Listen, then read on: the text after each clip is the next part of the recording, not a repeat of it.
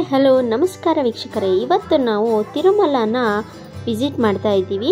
ನೋಡಿ, ತಿರುಪತಿಯಿಂದ ತಿರುಮಲಕ್ಕೆ ನಾವು ಬಸ್ಸಲ್ಲಿ ಹೋಗ್ತಾ ಇದ್ದೀವಿ. ರೂಟ್ ಹೇಗಿದೆ ಅಂತ ನೀವೇ ನೋಡಿ. ವೈಕುಂಠ ಏಕಾದಶಿ ದರ್ಶನನ ನಾವು ಮಾಡೋಕ್ಕೆ ಹೋಗ್ತಾ ಇರೋದು. ಫಸ್ಟ್ ಎಲ್ಲ ವೈಕುಂಠ ಏಕಾದಶಿಗೆ ತಿರುಮಲದಲ್ಲಿ ಒಂದೇ ದಿನ ಇರ್ತಿತ್ತು ದರ್ಶನ, ಆದರೆ ಈಗ 10 days ಮಾಡಿದ್ದಾರೆ. ನೋಡಿ ಎಷ್ಟು ಕೋಲ್ಡ್ ಇದೆ ಅಂತ ಹೇಳಿ. ಬೆಳಗಿನ ಜಾವ ದರ್ಶನ ಇರೋದು 6 o'clock. ಸೊ ಹಂಗಾಗಿ ನಾವು ಒಂದು 4:35 ಹೋಗ್ತಾ ಇರೋದು. ಎಷ್ಟು ಕೋಲ್ಡ್ ಇದೆ ನೋಡ್ತಾ ಇದ್ದೀರಲ್ಲ, ಹೇಗೆ ಫಾಗ್ ಎಲ್ಲ ಬೀಳ್ತಾ ಇದೆ ಅಂತ ಹೇಳಿ. ತುಂಬಾ ಕೋಲ್ಡ್ ಇರುತ್ತೆ ಈ ಟೈಮಲ್ಲಿ.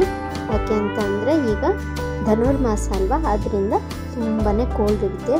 ತುಂಬಾ ಚಳಿ ಅಂದರೆ ಚಳಿ. ಬಟ್ ಅದೇ ಸ್ವಲ್ಪ ಹೊತ್ತು 10 ಗಂಟೆ ಮೇಲೆ ಫುಲ್ ಸೆಕೆಯಲ್ಲಿ ಏನು ಕೋಲ್ಡ್ ಇಲ್ಲ. ನೋಡಿ, ನಾವು ತಿರುಮಲಕ್ಕೆ ಬಂದಿದ್ದೀವಿ. ನಾವು ಬಸ್ಸಲ್ಲಿ ಬರ್ತಾ ಇದ್ದಿದ್ದು. ನೋಡಿ, ತಿರುಮಲ ಎಂಟರ್ ಆಗಿದ್ದೀವಿ ನಾವು. ಹೇಗಿದೆ ಅಂತ ನೀವು ಒಂದ್ಸತಿ ನೋಡ್ಬಿಡಿ. ತುಂಬಾ ಚೆನ್ನಾಗಿದೆ. ತುಂಬಾ ವೈಕುಂಠ ಏಕಾದಶಿ ಅಂತ ಹೇಳಿ ಇಲ್ಲೆಲ್ಲ ಚೆನ್ನಾಗಿ ಡೆಕೋರೇಟ್ ಮಾಡಿದ್ದಾರೆ. ನೋಡಿ, ರೋಡೆಲ್ಲ ಹೇಗಿದೆ, ಎಷ್ಟು ಕ್ಲೀನಾಗಿದೆ, ಹೇಗೆ ಇಟ್ಕೊಂಡಿದ್ದಾರೆ ಅಂತ ನೋಡಿ. ತುಂಬಾ ಚೆನ್ನಾಗಿದೆ. ನೋಡಿ, ನಾವು ಬೆಂಗಳೂರಿಂದ ಬಂದಿದ್ದು.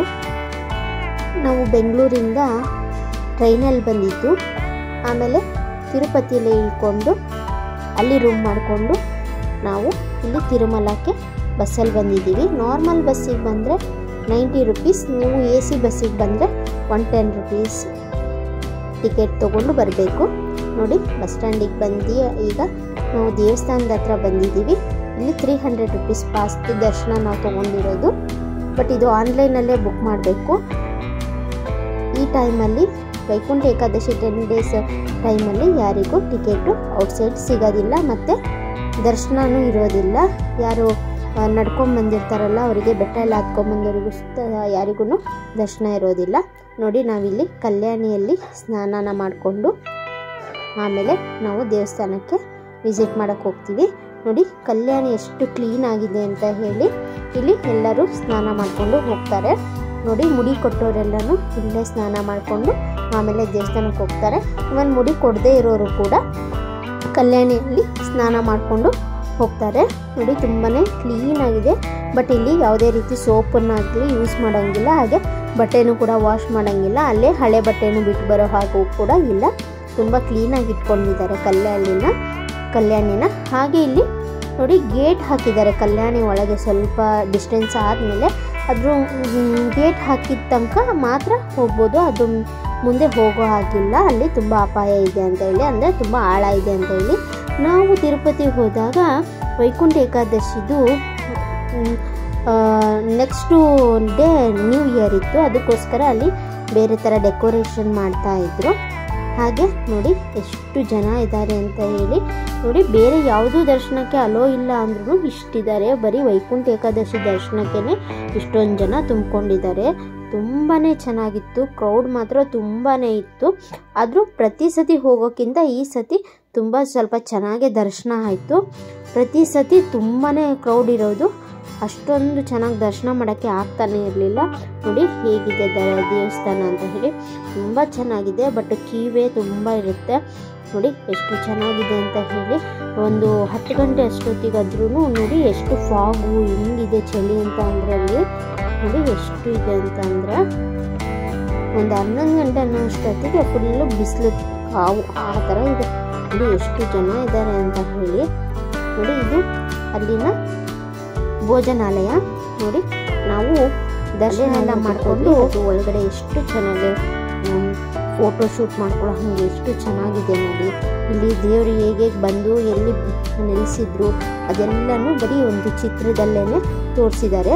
ತುಂಬ ಚೆನ್ನಾಗಿದೆ ಈ ಚಿತ್ರ ಮಾತ್ರ. ನೋಡಿದ್ರೆ ಎಷ್ಟು ಚೆನ್ನಾಗಿದೆ ಅಂತ ಹೇಳಿದ್ರೆ ತುಂಬ ಅಂದರೆ ತುಂಬಾ ಚೆನ್ನಾಗಿದೆ. ಅಲ್ಲಿ ಫೋಟೋ ತಗೊಳ್ಳೋಕ್ಕೂ ತುಂಬ ಚೆನ್ನಾಗಿರುತ್ತೆ. ತುಂಬ ಜನ ನಿಂತ್ಕೊಂಡು ಫೋಟೋ ತಗೊತಾರೆ.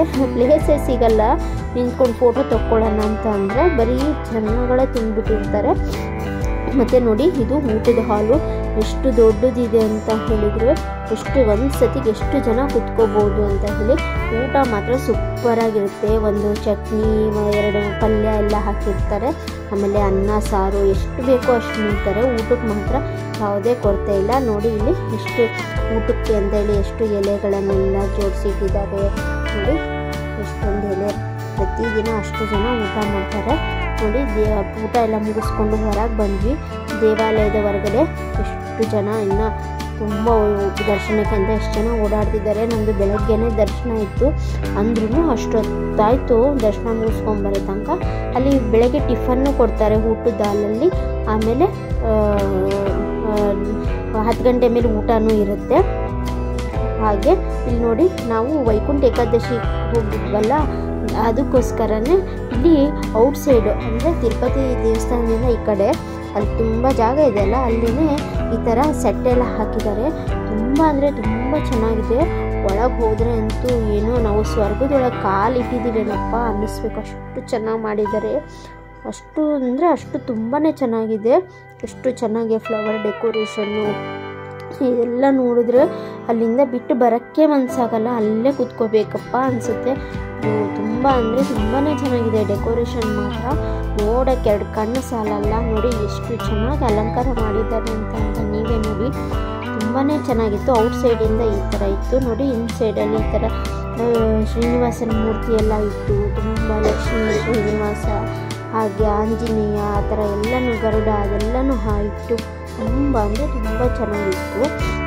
ಈ ವ್ಯೂನ ನಾವು ತಿರುಪತಿಯಲ್ಲಿ ಇವಾಗಲೂ ವೈಕುಂಠ ಏಕಾದಶಿ ಟೈಮಲ್ಲಿ ಮಾತ್ರ ನೋಡೋಕ್ಕೆ ಸಾಧ್ಯ, ಬೇರೆ ಟೈಮಲ್ಲಿ ಈ ಥರ ಇರೋದಿಲ್ಲ. ಆದರೆ ವೈಕುಂಠ ಏಕಾದಶಿಗೆ ವಿಸಿಟ್ ಮಾಡಿ ತುಂಬಾ ಚೆನ್ನಾಗಿರುತ್ತೆ. ತುಂಬ ಅಂದರೆ ತುಂಬ ಚೆನ್ನಾಗಿರುತ್ತೆ.